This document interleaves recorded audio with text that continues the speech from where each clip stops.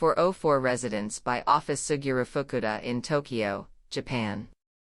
This is a project to renovate a room in an apartment building with balconies on the north and south sides. In this renovation project, which could not exceed a predetermined size, we attempted to create a space with a false sense of space that would make people perceive an expanse greater than the actual space. Plain composition.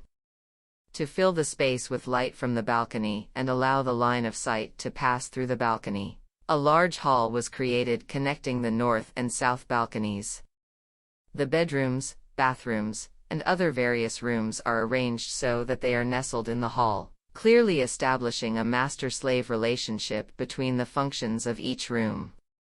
The large hall is a tunnel-like space, lined with cherry red walls sampled from the exterior walls. Cherry gray wall surface. Each of the cherry red walls lies about its own role.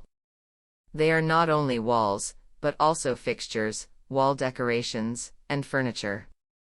In short, a single component has multiple roles, but since they are all composed of the same details, finishes, and modules, it is sometimes difficult to tell which is a wall and which is a fixture.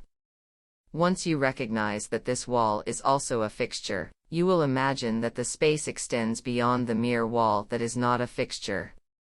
Or, if we recognize it as a piece of furniture, we feel that even a mere wall is somehow intimate.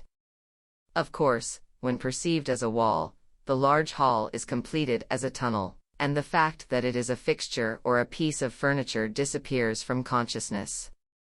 In addition, the module of one wall surface is set at W600 mm, H1850 mm, which is one size smaller than a typical door, and this gradually disturbs the sense of scale. The use of long linoleum instead of flooring or tiles for the floor was also chosen to eliminate clues to explore the scale. Fictitious ceiling surface. The area above the wall surface of the entire hall, which is over 1850 mm high, is painted in gray, and the height of 1850 mm from the floor is set as the imaginary ceiling surface.